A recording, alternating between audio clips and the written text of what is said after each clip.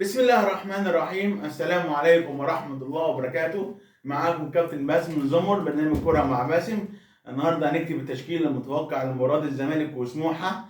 النهارده الزمالك جاي بعد الجولة الرابعة، بعد توقف الدوري، والدوري أصلا هيبدأ بكرة الجمعة، والجمعة وسبت وحد كده الزمالك يلعب يوم السبت مع سموحة الساعة 7 مساء بتوقيت القاهرة.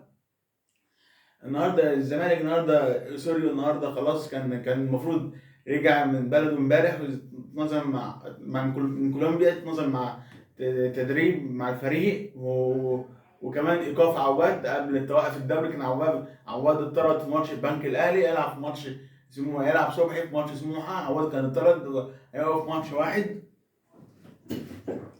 بتوفيق الزمالك وسموحه ان شاء الله، ربنا يوفق الفريقين ويطلعوا ماتش حلو. النهارده في حراسه المرمى محمد صبحي. انا بحب العب ب4-3-3، دي طريقه مناسبه للزمالك. خلاص كابتن اسوريو، مناسبه للانتخابات بتاعت الزمالك بكره من 9 الصبح لحد الساعه 10، 9 قصدي من 10 صباحا لحد 9 مساء. لان مواعيد الانتخابات الزمالك بالنسبه لاعضاء الجمعيه العموميه، اللي عايز يروح بينتخب بكره من الساعه 10 الصبح لحد 9 بالليل، بتوفيق نادي الزمالك واللي يولي رب يولي ما يصلح نادي الزمالك، سواء كابتن حسين لبيب او كابتن فاروق جعفر. انا بحب العب ب4-3-3. حراسة المرمى محمد صبحي، من اليمين للشمال فتوح، قصدي اليمين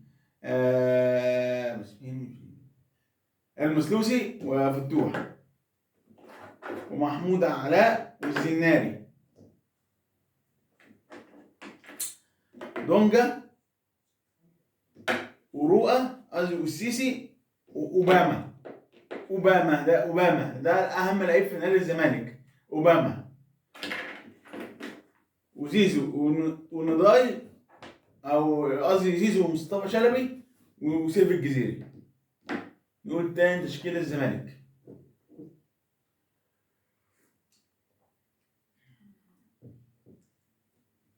محمد صبحي في حراسة المرمى، المسلوسي، عبد محمود علاء، الزناري، فتوح، سيسي، دونجا، اوباما، زيزو، مصطفى شلبي وسيف الجزيري. ده تشكيل الزمالك المتوقع.